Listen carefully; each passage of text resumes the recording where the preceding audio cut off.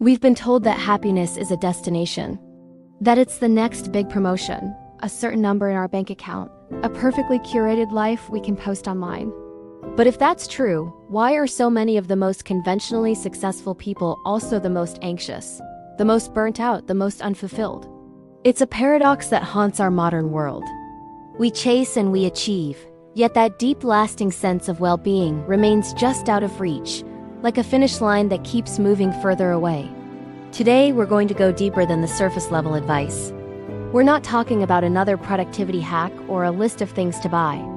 We're looking at what the happiest people in history and the happiest people alive today truly know about living. This isn't a new trend. It's a philosophy that hasn't changed in over 2,000 years, and it starts with one powerful ancient Greek word, Eudaimonia. Now, most of us spend our lives chasing something entirely different, Hedonia. Think of it as the pleasure principle. It's the short-term feel-good buzz we get from a notification on our phone, the rush from buying something new, the satisfaction of a sweet treat. Hedonia is about maximizing pleasure and minimizing pain right here, right now.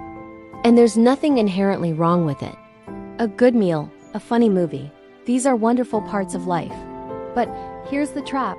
When Hedonia becomes our primary goal, we get stuck on what psychologists call the Hedonic Treadmill. The initial joy from that new car or that 5-star vacation fades, and we find ourselves right back where we started, needing another, bigger hit just to feel the same level of excitement. We run faster and faster, but our baseline of happiness never really changes. We're constantly chasing a feeling that, by its very nature, is designed to disappear.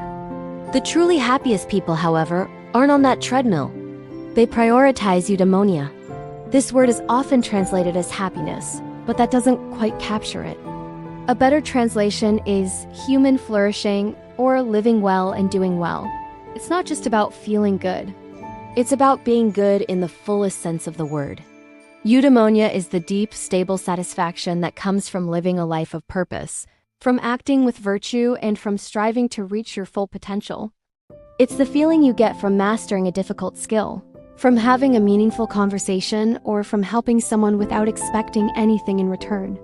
It's the happiness that grows, rather than the happiness that fades.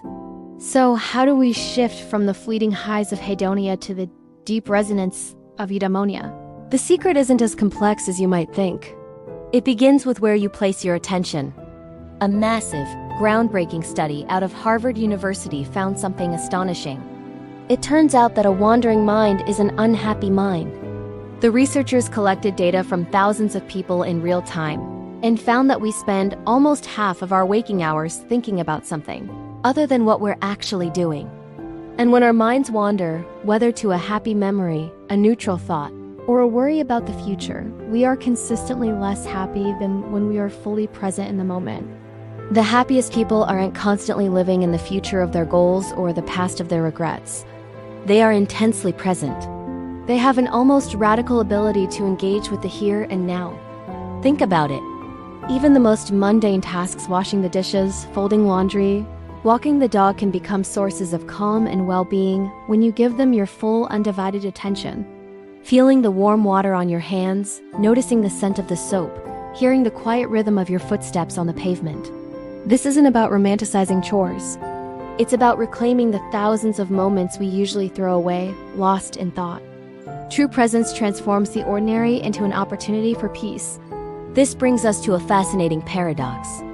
We often think of happiness as a personal, almost selfish pursuit. What can I do to make myself happy? But one of the longest-running studies on human development, the Harvard Study of Adult Development, has been tracking people for over 85 years. And its conclusion is crystal clear. Good relationships keep us happier and healthier, period. The real key to a flourishing life isn't just focusing on yourself, but on being there for others. It's about striking a balance. It's not selfishness versus selflessness, but a beautiful integration of the two. You need what we might call healthy selfishness, prioritizing your own well-being, your rest, your growth. That's the self-care that fills your cup. But then you must also practice selflessness, the contribution, the connection, the act of pouring from your full cup into the lives of others. The ancient philosopher Aristotle, who first championed the idea of eudaimonia, believed that humans are inherently social and rational creatures. In his view, we are literally designed to find our deepest joy and fulfillment in community, in contributing to the well-being of our polis or society. We don't just feel good when we help others. We become more fully ourselves. Our purpose is found not in isolation, but in connection. So, where do we go from here? We've covered a lot: the trap of the hedonic treadmill, the deep fulfillment of eudaimonia, the power of presence, and the essential role of human connection. It can feel like a lot to take in, but you don't need to overhaul your entire life overnight. In fact, you shouldn't. Happiness isn't something you find or achieve or catch. It is a byproduct. It is the natural result of how you choose to live, day by day, moment by moment. It's a practice, not a destination. So here's a small challenge, a 30-day shift. For the next month, I invite you to consciously try to shift just one small, daily habit from a getting mindset to a growing mindset.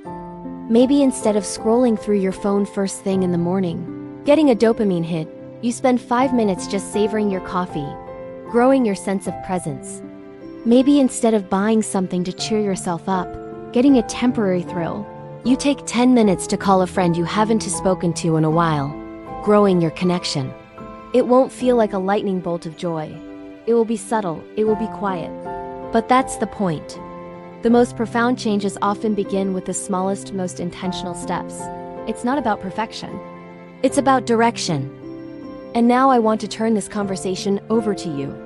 What is one thing you did today that felt like flourishing rather than just pleasure?